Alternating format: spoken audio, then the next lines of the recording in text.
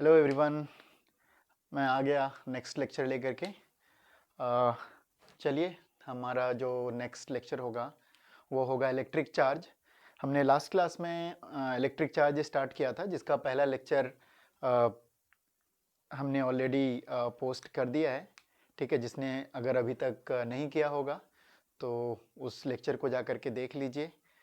ठीक है, और जो भी इंफॉर्मेशन आपको वहाँ से मिलेंगे, देन उसके बाद दूसरा लेक्चर जो इलेक्ट्रिक चार्ज का दूसरा वाला होगा वो यहाँ से कंटिन्यू कर सकते हैं।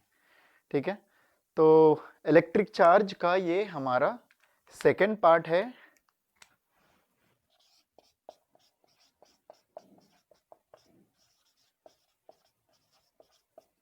इलेक्ट्रिक चार्ज का सेकेंड लेक्चर है हमारा ये। अब तक जो हम लोगों ने इलेक्ट्रिक चार्ज में देखा है, लास्ट क्लास में हमने इसका एक्सप्लेनेशन देखा कि भाई इलेक्ट्रिक चार्ज होता क्या है। ठीक है, इसके डेफिनेशंस देखे हैं। ओके, देन फिर हम लोगों ने ये देखा कि भाई इलेक्ट्रिक चार्ज की यूनिट्स क्या होती है, कूलम्ब होता है और ईएसयू होता है, एक एसआई सिस्टम में और एक सीजीएस सिस्टम में होता है। देन फिर हमने देखा कि भाई किसी भी ऑब्जेक्ट के साथ चार्ज कैसे एसोसिएटेड होता है।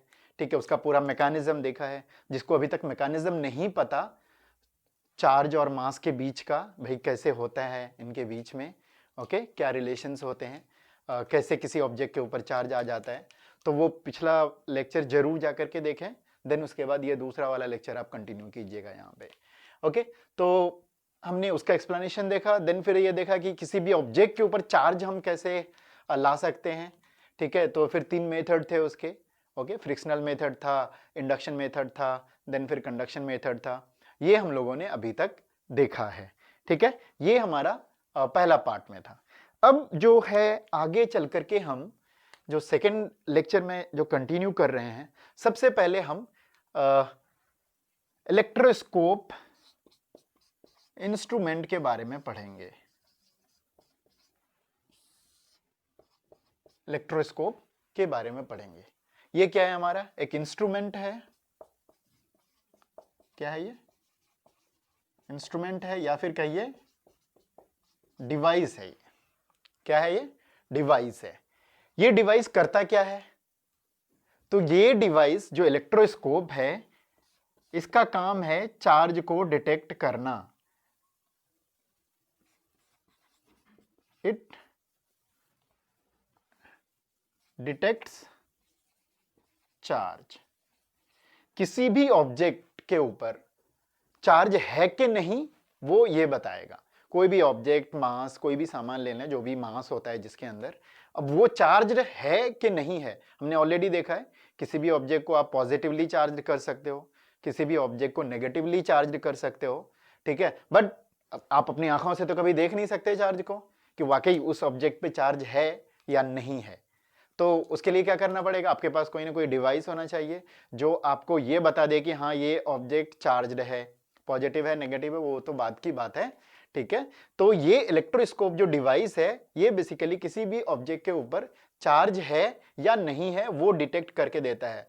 लेकिन एक चीज है कि ये नहीं बता पाता कि नेगेटिवली चार्ज्ड है या पॉजिटिवली चार्ज्ड है, ये नहीं बता पाता है। बट ये जरूर बताता है कि कोई भी ऑब्जेक्ट चार्ज्ड है या नहीं है।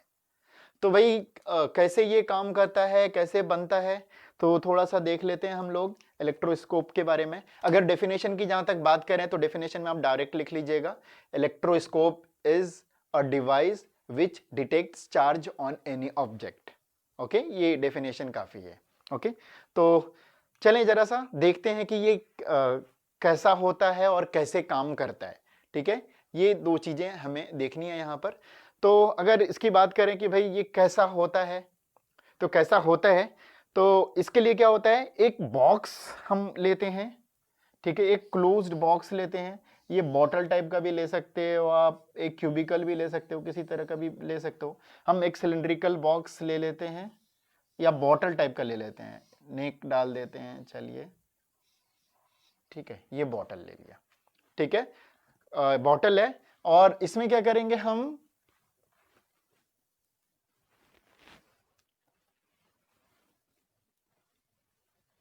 यहाँ से थोड़ा छोटा पड़ रहा है, तो इसको रब करके हटा देते हैं।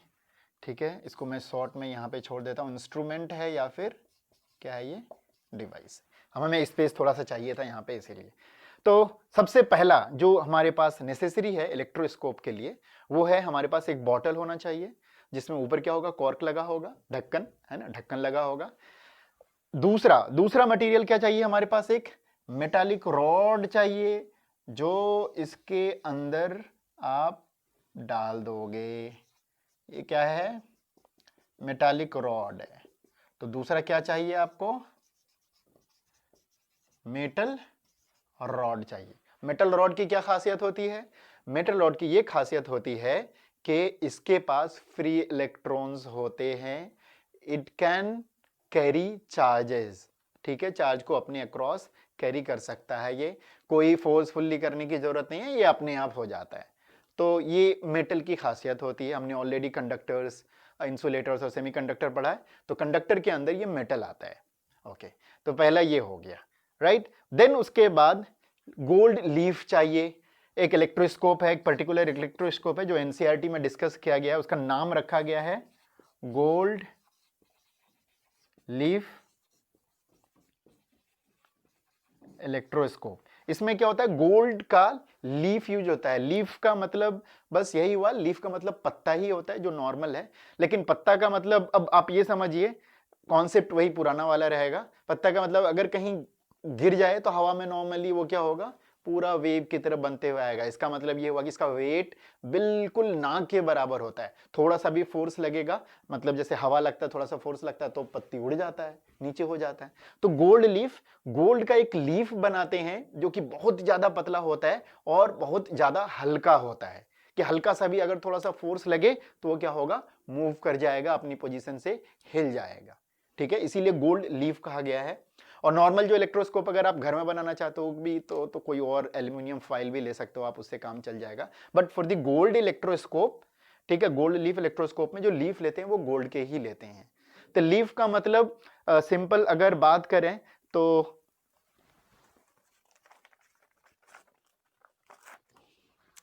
ये लीफ टाइप का है। ये एक पेपर हमने ले लिया है। ओके, इस टाइप का आप लीफ ले लोगे, लेकिन गोल्ड का इतना बड़ा नहीं ले सकते, अदरवाइज वो बहुत ज्यादा कॉस्टली हो जाएगा। बहुत छोटा सा लेते हैं, ठीक है, इस तरह का ले लेते हैं लीफ।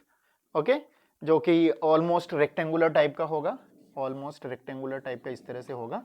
ठीक है, बहुत पतला होगा। और उसको क्या कर देना है, इस तरह से आप इसको मोड़ दो। ठीक है, इस तरह से बन जाएगा। ओके, इस तरह से मोड़ देना है। तो जैसे ही मोड़ दोगे तो ये बेसिकली कुछ इस टाइप का बन जाएगा,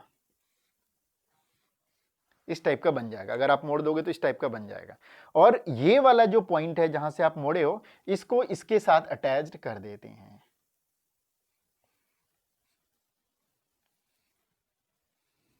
ठीक है, मेटल का जो ऊपर वाला पार्ट है इसके साथ इसको अटैच कर देते हैं, राइट। तो ये हो गया आपका लीफ। अगर गोल्ड लीफ की बात करेंगे तो यहां पे क्या होगा, गोल्ड लीफ इसके एंड पे लगा होगा। ये हमारा हो गया पूरा सेटअप तैयार। ठीक है, तो किस किस की जरूरत पड़ी इसमें, एक बॉटल की जरूरत पड़ी, मेटालिक रॉड की जरूरत पड़ी और गोल्ड लीफ की जरूरत पड़ी।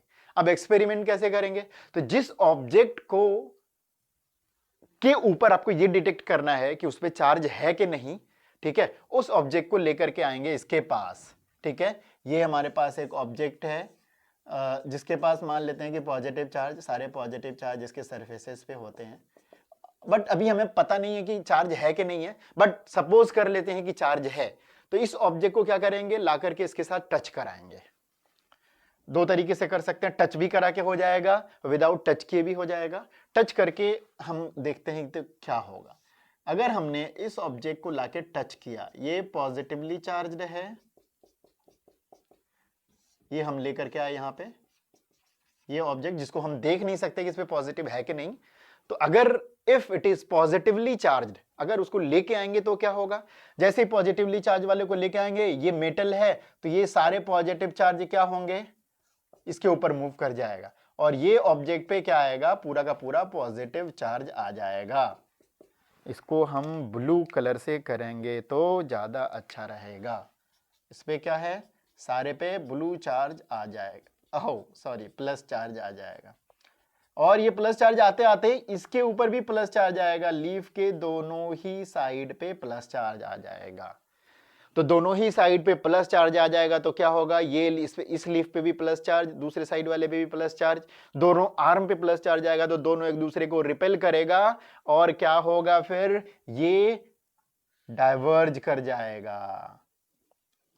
ठीक है, ये डाइवर्ज कर जाएगा, ये इधर फैल जाएगा, ये इधर फैल जाएगा। मतलब ये जो आपका पत्ता था इस तरह से अगर था पहले, तो अब क्या होगा, ये डाइवर्ज कर जाएगा। किसकी वजह से, रिपल्सिव फोर्स की वजह से, दोनों पे प्लस चार्ज है तो ये रिपेल करेगा। तो जैसे ही आपने इसको टच कराया ये फैलने लग गया, समझ गए आप कि ये चार्ज्ड है। ठीक है, चार्ज्ड है तो ये फैल जाएगा। और कितना फैलता है वो डिपेंड करता है कि इसके ऊपर कितना चार्ज है। ज्यादा चार्ज है तो ज्यादा चार्ज इसके ऊपर आएगा और ज्यादा फैलेगा, that is called degree of divergence. ठीक है, सो डिग्री ऑफ डाइवर्जेंस का मतलब ज्यादा चार्ज ज्यादा फैलेगा, तो इसका मतलब यू विल बी नोइंग कि सब ये ज्यादा से ज्यादा इसके चार्ज है इसके ऊपर, इसीलिए ज्यादा डाइवर्ज कर गया है। सेम नेगेटिव चार्ज के ऊपर भी आएगा, अगर आप नेगेटिवली चार्ज लाए हो तो नेगेटिव चार्ज इसके ऊपर ट्रांसफर होगा और दोनों ही आर्म पर, लीफ के दोनों ही लीफ पे नेगेटिव नेगेटिव चार्ज आएगा, अगेन वो रिपेल करेगा और वो फैल जाएगा।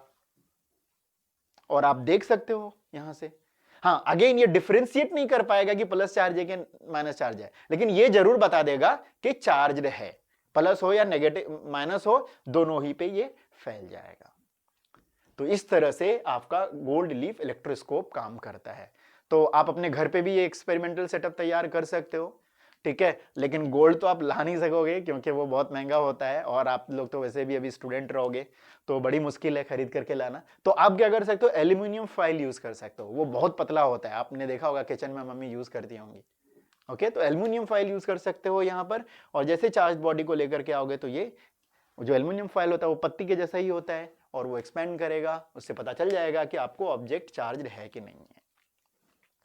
ठीक है, तो ये कॉन्सेप्ट था आपको इलेक्ट्रोस्कोप का। तो इलेक्ट्रोस्कोप क्या करता है, किसी भी चार्ज बॉडी के ऊपर चार्ज है या नहीं है तो वो चीज ये बताता है। अगर नहीं होगा तो क्या होगा, ये जैसा था पहले से वैसा ही रहेगा, एक्सपेंड नहीं करेगा। ओके, एग्जाम में लिखने का तरीका अलग होगा, वो नोट्स में आपको मिल जाएगा। ठीक है, जो भी नोट्स चाहेंगे अपना ईमेल आईडी नीचे कमेंट सेक्शन में डाल दीजिएगा, आपको नोट्स मिल जाएगा।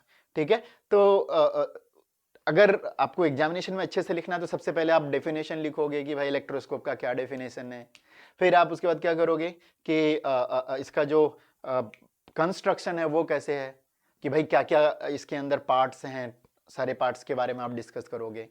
फिर थ्योरी के बारे में डिस्कस करोगे, फिर वर्किंग के बारे में डिस्कस करोगे, फिर कंक्लूजन जो फाइनल आप बताओगे उसके बारे में इस तरह से अगर पॉइंट वाइज में लिखोगे तो you will get the full marks in this type of question। सिर्फ यही नहीं, जितने भी तरह का डिवाइस पे क्वेश्चन आएगा तो आप इस तरह से कर सकते हैं।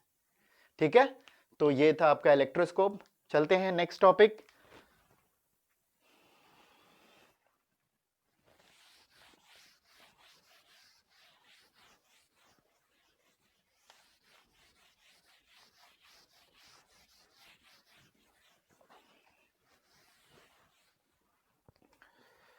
नेक्स्ट टॉपिक है, हमने तो सब कुछ पढ़ लिया करीब करीब चार्ज के बारे में। अब मेन चीज पढ़ना है कि प्रॉपर्टीज चार्ज के क्या क्या हैं, क्या क्या पढ़ने हैं, प्रॉपर्टीज ऑफ चार्ज। ठीक है, काफी इंपॉर्टेंट पॉइंट है भाई, ध्यान देना इस पे, बिकॉज सबसे बेसिक चीज है चार्ज के बारे में। अगर आप जानोगे नहीं कि ये कैसे, इसका इफेक्ट क्या क्या होता है, कैसे कैसे होते हैं, क्या चीज को फॉलो करता है, तो फिर आगे काफी डिफिकल्ट होगा। तो property of charge is very important. सबसे पहले जो है चार्ज की सबसे जो पहली प्रॉपर्टीज है, it's an scalar quantity. Charge क्या है, स्केलर क्वांटिटी है, स्केलर क्वांटिटी है। स्केलर क्वांटिटी का मतलब ये कि एडिटिव इन नेचर होता है, ये एडिटिव इन नेचर, या फिर ये कहिए जब भी ऐड और सब्ट्रैक्ट करना हो तो अलजेब्रिक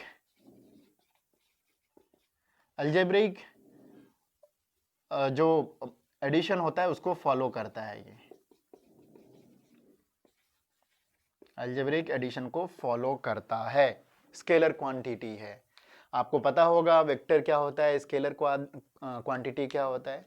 स्केलर क्वांटिटी वो होता है जिसके पास सिर्फ मैग्नीट्यूड होता है, और वेक्टर क्वांटिटी क्या होता है, जिसके पास मैग्नीट्यूड भी होता है, जिसके पास डायरेक्शन भी होता है, और आगे ये दो ही, मोस्ट ऑफ यू आप लोग यही जानते हो कि सिर्फ यही दो होता है, डायरेक्शन और मैग्नीट्यूड, लेकिन आप लोग गलत हो। इन दो के साथ साथ वेक्टर क्वांटिटीज वो क्वांटिटीज होती हैं जो वेक्टर एडिशन लॉ को फॉलो करता है, जो आपने ट्रायंगल लॉ और पैरेललोग्राम लॉ से देखा होगा। क्योंकि बहुत सारे ऐसे और भी क्वांटिटीज हैं जिसके पास डायरेक्शन भी होता है, जिसके पास मैग्नीट्यूड भी होता है, लेकिन वो वेक्टर नहीं होता है। आप लोग कमेंट सेक्शन में बताइएगा उन सारी चीजों के बारे में, ठीक है, अपना अपना वहां पे बता सकते हैं कि कौन ऐसी क्वांटिटीज है जो मैग्नीट्यूड भी होता है उसके पास, और क्या होता है, डायरेक्शन भी होता है, लेकिन वो वेक्टर क्वांटिटी नहीं होता। स्पेशली उसकी बात करेंगे जो स्केलर होता है, लेकिन ये दोनों चीज होने के बाद भी, ठीक है। कमेंट सेक्शन में, सी यू इन कमेंट सेक्शन, ठीक है, आप वहां पे दीजिएगा। सो स्केलर क्वांटिटी को फॉलो करेगा, कहने का मतलब ये है, स्केलर क्वांटिटी होता है, कहने का मतलब ये, अगर आपके पास एक आइसोलेटेड सिस्टम है, आइसोलेटेड सिस्टम है, और इसके पास 5 कूलम्ब है, -2 कूलम्ब है, 10 कूलम्ब है, -7 कूलम्ब है, +5 कूलम्ब है, इतने कूलम्ब चार्जेस हैं, तो टोटल चार्जेस कितने होंगे। तो सिंपल क्या करना है, टोटल चार्जेस और नेट चार्ज कितना होगा, सिंपल एडिशन करना, 5 coulomb plus -2 coulomb plus 10 coulomb plus -7 plus 5, मतलब -5 -2 प्लस 10 -7 प्लस 5 कितना होगा, 5 10 15 5 20 -7 2 9, कितना हो जाएगा ये 11 कूलम्ब। नेट जो चार्ज होगा वो क्या होगा, 11 कूलम्ब होगा। चार्ज को जनरली हम लोग Q से डिनोट करते हैं, ठीक है, तो नेट चार्ज होगा 11 कूलम्ब हो जाएगा, ठीक है, ये है। तो सिंपल स्केलर क्वांटिटी होता है, सिंपल अलजेब्रिक जो रूल होता है उसको फॉलो करता है, अलजेब्रिक रूल को फॉलो करता है, ये अलजेब्रिक एडिशन रूल को फॉलो करता है, राइट। सो दिस, ये आपका पहला प्रॉपर्टीज हो गया, ओके, आई थिंक ये क्लियर होना चाहिए। चलिए दूसरा प्रॉपर्टीज की बात करें। दूसरी प्रॉपर्टी की बात करें, जो दूसरी प्रॉपर्टी इसकी है वो है कि चार्ज कंजर्वेशन लॉ को फॉलो करता है। Charge is conserve, charge conserve होता है, चार्ज कंजर्व होता है। इससे रिलेटेड आपने पहले भी पढ़ा होगा, कंजर्वेशन से रिलेटेड एक रूल तो बहुत याद रहता होगा आप लोगों को शुरू से, 9th 10th तभी से ये शुरू हो गया था कंजर्वेशन से रिलेटेड, वो है energy. Energy can neither be created nor be destroyed, can not be created nor be destroyed, okay. तो ये आप लोग पहले से पढ़ रहे हैं। अब एक और चीज ऐड कर लीजिए उसमें, एनर्जी के अलावा क्या भी होता है, चार्ज भी एक ऐसी क्वांटिटी हो गई है जिसको आप ना ही तो क्रिएट कर सकते ना ही तो डिस्ट्रॉय कर सकते हो। आप सिंपली क्या होता है, किसी भी ऑब्जेक्ट के ऊपर इलेक्ट्रॉन और प्रोटॉन को इम्बैलेंसिंग करके, ठीक है, इलेक्ट्रॉन को कम और ज्यादा करवा करके उस ऑब्जेक्ट के ऊपर चार्ज ला सकते हो, लेकिन क्रिएट नहीं कर सकते, अपने से नया नहीं बना सकते कभी भी, ठीक है, कभी भी नया नहीं बना सकते। तो चार्ज क्या होता है आपका, कंजर्व होता है। किसी भी सिस्टम्स के अंदर अगर दो सिस्टम है, ये 5 कूलम्ब है और ये 3 कूलम्ब है, और ये अगर इसको एक सिस्टम के अंदर लेकर के आएंगे तो टोटल कितना हो जाएगा, 8 कूलम्ब हो जाएगा। ऐसा नहीं है कि बनाने के चक्कर में जब इसको आप कंबाइन कर रहे थे, एक साथ ला रहे थे, तो कुछ खर्च हो गया, 8 के बदले 7 हो गया, ऐसा नहीं होगा, ठीक है। किसी भी एक पूरा आइसोलेटेड सिस्टम का जो चार्ज होगा वो कंजर्व रहेगा, ना ही तो बढ़ेगा ना ही तो कम होगा, वेरी सिंपल। तो जिस तरह एनर्जी आप याद रखते हो कि एनर्जी का क्या होता है, ट्रांसफॉर्मेशन होता है एक से दूसरे फॉर्म में, तो चार्ज का क्या होता है, ट्रांसफर होता है एक ऑब्जेक्ट से दूसरे ऑब्जेक्ट में, दूसरे ऑब्जेक्ट से तीसरे ऑब्जेक्ट में, नलीफाई कर सकता है दूसरे को, लेकिन क्रिएट नहीं कर सकते आप, ना ही तो उसको खत्म कर सकते हो, डिस्ट्रॉय भी नहीं कर सकते, डिस्ट्रॉय नहीं कर सकते। सो ये आपकी सबसे बड़ी प्रॉपर्टीज थी, जो कि दूसरी प्रॉपर्टीज है। जो तीसरा और इन सबसे ज्यादा इंपॉर्टेंट है, वो है आपका क्या है, क्वांटाइजेशन, क्वांटाइजेशन ऑफ चार्ज।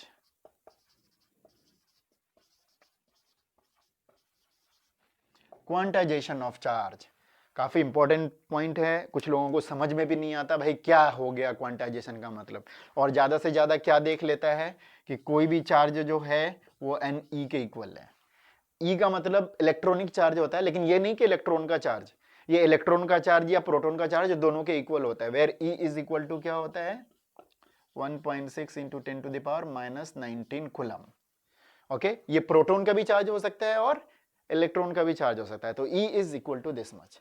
तो इसको समझिए अच्छे से क्या है चार्ज कहने का मतलब। क्वांटाइजेशन जो मैं अगर हम लोग चार्ज के लिए फॉलो करवाते हैं, तो क्वांटाइजेशन कहने का मतलब ये होता है कि चार्ज चाहे जितना भी हो वो इलेक्ट्रॉन के इंटीग्रल मल्टीपल में एग्जिस्ट करता है, इंटीग्रल मल्टीपल में एग्जिस्ट करता है।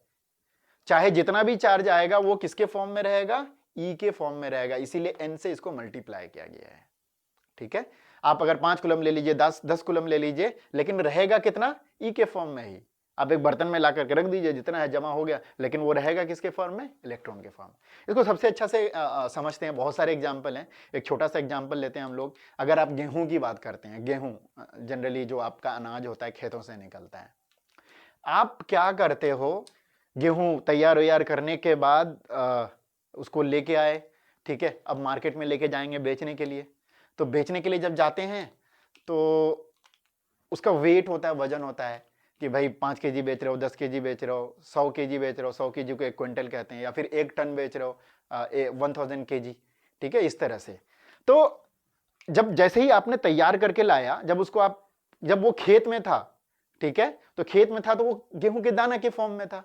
जब उसको तैयार व्यार करने के बाद पूरा साफ सफाई कर दी, अब उसको नाप रहे हो, आपने उसको नापा कि भाई 10-10 केजी का बना दिया बोरा, ठीक है, बोरा तो जान रहे हो ना, जिसमें भरते हैं गेहूं को, तब उसके बाद मार्केट उसको लेके जाएंगे। तो फॉर एग्जाम्पल 10-10 केजी का बना दिया, तो 10 केजी का तो आपने बना दिया, तो आपका वेट एक 10 केजी का अलग अलग हो गया, लेकिन है तो अभी भी वो गेहूं के दाना के फॉर्म में।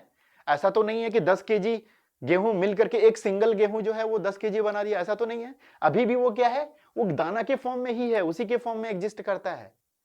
या आपने 1 क्विंटल का पूरा एक बोरा बना दिया, 1 क्विंटल का मतलब 100 केजी का, तो 100 केजी का करने के बाद तो ऐसा तो नहीं हुआ कि भाई 20-20 केजी का 5 गेहूं बना करके आपने बना दिया, ऐसा तो नहीं होता। क्या होता है, अभी भी वो गेहूं के दाना के फॉर्म में एग्जिस्ट करता है। तो जो टोटल है 100 केजी भी है, मे बी आपकी जो मेजरमेंट है, यूनिट है, वो बढ़ गया, केजी से क्विंटल हो गया, अब 1 quintal is equal to 100 KG.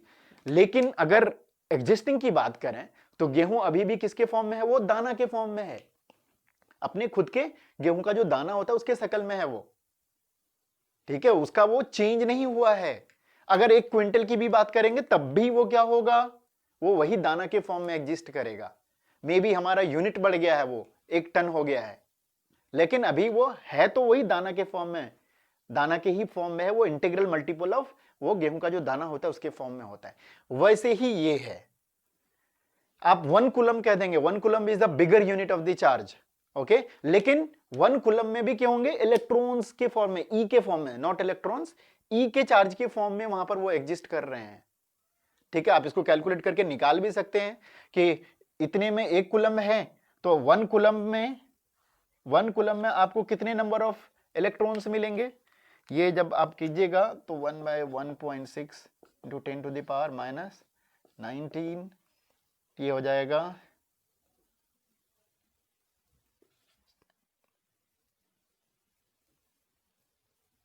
4,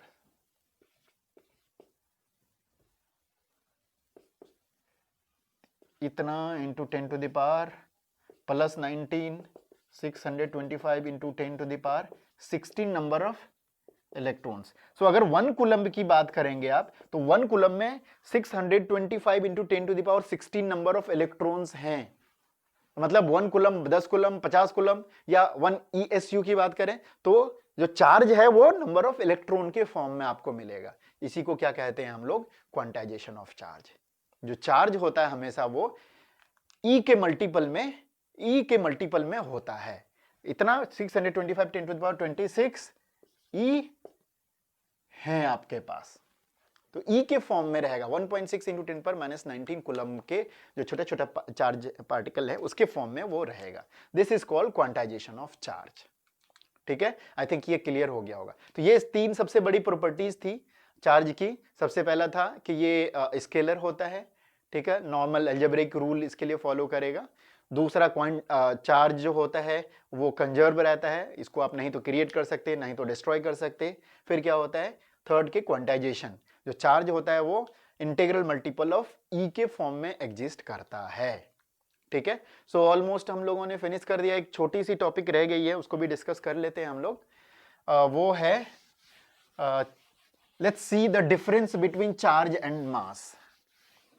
difference between charge and mass, या कंपैरिजन कर लेते हैं। Comparison between charge and mass. Charge और मास, चार्ज किससे जुड़ा हुआ है? मास से जुड़ा। हमने बहुत सारी कहानी इसके बारे में ऑलरेडी बता दिया है। चार्ज हमेशा मास के साथ होगा।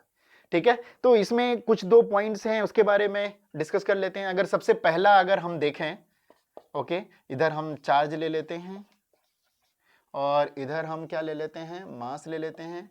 देखते हैं कंपेरिजन। चार्ज जो एग्जिस्ट करेगा वो पॉजिटिव एंड नेगेटिव के फॉर्म में एग्जिस्ट करता है। नेगेटिवली चार्ज हो सकता है, पॉजिटिवली चार्ज हो सकता है। और मास हमेशा क्या होता है? पॉजिटिव के फॉर्म में होता है। यानी जब भी हम लोग उसको कैलकुलेट करते हैं तो पॉजिटिव ही लेते हैं। क्या होता है? पॉजिटिव लेते हैं। इसको ऑलवेज क्या लेते हैं? पॉजिटिव लेते हैं। हम अपने कैलकुलेशन में मास का वैल्यू ऑलवेज पॉजिटिव लेते हैं, और चार्ज को कैलकुलेशन में पॉजिटिव भी लेते हैं और नेगेटिव भी लेते हैं। जिस फॉर्म में एग्जिस्ट करेगा उसके फॉर्म में होगा। तो ये पहला कंपैरिजन हो गया, पहला डिफरेंस हो गया। दूसरा डिफरेंस की बात करें, चार्ज जो होता है आपका कंजर्व रहता है, मतलब you can not create it and you can not destroy it, लेकिन ये कंजर्व नहीं रहता है, नॉट कंजर्व। ठीक है, तो बाकी क्यों नहीं होता तो वो सब बाद में देखिएगा आप, क्या है क्यों नहीं होता, राइट। तो जो दूसरी है वो क्या है? कंजर्व नहीं रहता है। ओके, तीसरा जो होता है जो चार्ज होता है वो हमेशा उनके बीच में जो है रिपल्सिव एंड अट्रैक्टिव फोर्स लगता है। दो चार्ज के बीच में या तो रिपल्सिव लगेगा या तो अट्रैक्टिव फोर्स होता है। जबकि मास में हमेशा क्या होता है? अट्रैक्टिव फोर्स लगते हैं। ऑलवेज दो मास एक दूसरे को अट्रैक्ट करेगा, ठीक है, रिपेल नहीं करेगा। ओके, तीसरा तो हो गया आपका। चौथा हम ये करेंगे कि भाई जो चार्ज होता है उसका वो वेलोसिटी से इंडिपेंडेंट होता है। Independent of movement. लेकिन मास डिपेंड ऑन मूवमेंट। भाई इसकी कहानी कहां है? तो ये है थ्योरी ऑफ रिलेटिविटी पर, कि जब अगर कोई हाई स्पीड से कोई ऑब्जेक्ट मूव कर रहा है तो उसका मास कम हो जाता है। फिर थ्योरी ऑफ रिलेटिविटी की बहुत बड़ी कहानी है पीछे, आइंस्टीन साहब का बहुत सारा गिवन है। ठीक है, उस चीज को हम बाद में डिस्कस करेंगे। ठीक है, तो ये मूवमेंट पर इंडिपेंडेंट होता है, ये मूवमेंट पर डिपेंड करता है, राइट।